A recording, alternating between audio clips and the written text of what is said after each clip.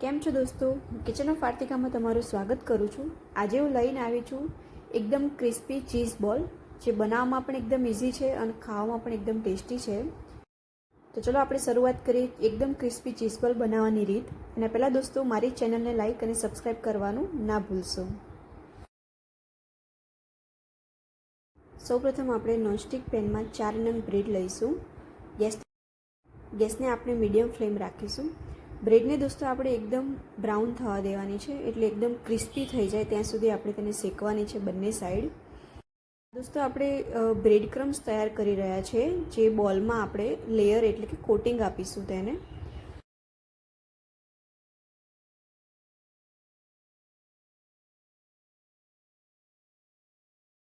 દોસ્તો બંને બાજુ બ્રેડ આપણે શેકાયા પછી આપણે તેને એક પ્લેટમાં લઈને આપણે તેને ઠંડી થવા દઈશું.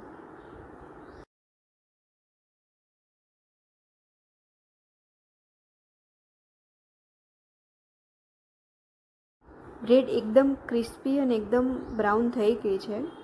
હવે તેને આપણે ઠંડી થવા દઈશું. હવે આપણે ચીઝ બોલ માટે મસાલો સ્ટફિંગ રેડી કરીશું. એના માટે મેં લીધા છે 4 નંગ બાફેલા બટેકા. હવે આપણે તેને સરખી રીતે એકદમ મેશ કરી દઈશું.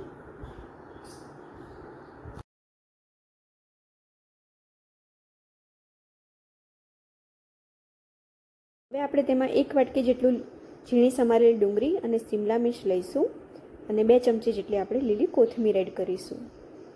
હવે દોસ્તો આ મેં ચીઝ પ્રોસેસ ચીઝ છે તે મેં એકદમ છીણીને રેડી રાખી છે. 1 વાટકી જેટલી ચીઝ આપણે એડ કરીશું. 2 ચમચી મેદાનો લોટ ઉમેરીશું.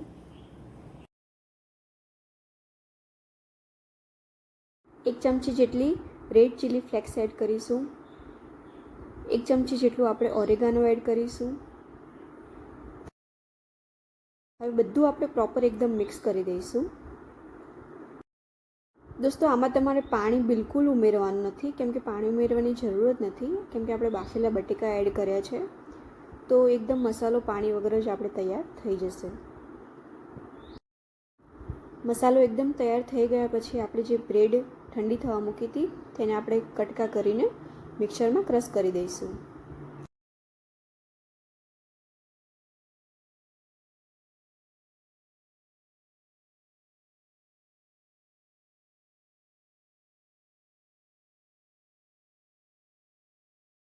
મિક્સરમાં ક્રશ કર્યા પછી દોસ્તો આપણું બ્રેડ ક્રમ્બ તૈયાર થઈ ગયા છે. હવે આપણે મેદાની સ્લરી બનાવવાની છે. એના માટે એક નાનો બાઉલ લઈશું. એમાં 3 ચમચી જેટલો આપણે મેદાનો લોટ ઉમેરીશું અને પાણી તેમાં ઉમેરીને આપણે એકદમ પાતળી સ્લરી આપણે એડ કરીશું. પાણી ઉમેરતી વખતે તમારે ધ્યાન રાખવાનું છે કે બહુ વધારે પાણી ના ઉમેરી જાય, એટલે તમે ધીમે ધીમે એડ કરી શકો છો. અને આપણે બસ આ રીતે આપણે આટલી પાતળી સ્લરી આપણે તૈયાર કરવાની છે. બહુ પાતળી પણ નથી કરવાની અને બહુ જાડી પણ નથી કરવાની. બસ આ રીતે આપણે એકદમ તૈયાર કરી દેવાની છે. ચીઝના મેં નાના ટુકડા કરીને મેં રેડી રાખ્યા છે આ રીતે. હવે આપણે ચીઝ બોલ બનાવવાની તૈયારી કરીશું. સૌપ્રથમ થોડોક મસાલો લઈશું અને આપણે રાઉન્ડ શેપમાં રેડી રાખીશું. પરફેક્ટ આ રીતે લઈ લઈશું.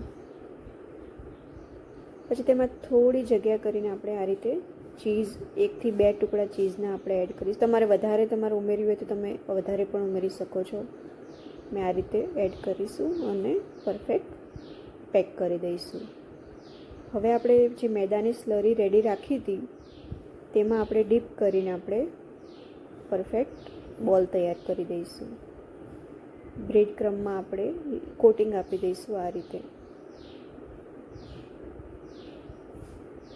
દોસ્તો બ્રેડનું જે આ કોટિંગ છે એકદમ પરફેક્ટ આપવાનું છે. આપણે થોડું તમે પ્રેસ પણ કરી શકો છો આ રીતે, જેથી આપણે ચીઝ બોલ ફ્રાય કરીએ તો જે અંદરની ચીઝ હતી તે બહાર ના નીકળી જાય. એટલે આ રીતે પરફેક્ટ એકદમ પ્રેસ કરીને આપણે બ્રેડનું કોટિંગ આપણે તૈયાર કરીશું. તો આ રીતે મેં ચીઝ બોલ એકદમ પરફેક્ટ બધા તૈયાર કરી દીધા છે.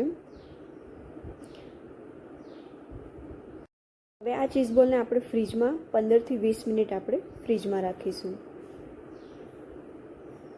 હવે દોસ્તો તેલ ગરમ થયા પછી ગેસને આપણે મીડિયમ ફ્લેમ ઉપર રાખીશું અને બધા ચીઝ બોલ આપણે ફ્રાય કરી દઈશું. ચીઝ બોલ આપણે એકદમ બ્રાઉન ના થાય ત્યાં સુધી આપણે એને તળીશું. દોસ્તો ચીઝ બોલ મેં ફ્રીજમાં એટલા માટે રાખ્યા હતા કે આપણે તેલ ઓછું પીવે અને તળ્યા પછી એકદમ ક્રિસ્પી થાય. તો આ રીતે આપણે ચીઝ બોલ તેલમાં એકદમ ફ્રાય કરી દઈશું. હવે તમે જો એકદમ બ્રાઉન થઈ ગયા છે. આપણા ચીઝ બોલ એકદમ તૈયાર થઈને રેડી થઈ ગયા છે. દોસ્તો ચીઝ બોલ આપણા એકદમ તૈયાર થઈ ગયા છે. તમે જોયું ને એકદમ બનાવવામાં ઇઝી છે.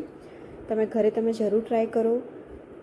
આ ચીઝ બોલ એકદમ ક્રિસ્પી છે અને ટેસ્ટમાં પણ ખૂબ જ સ્વાદિષ્ટ છે.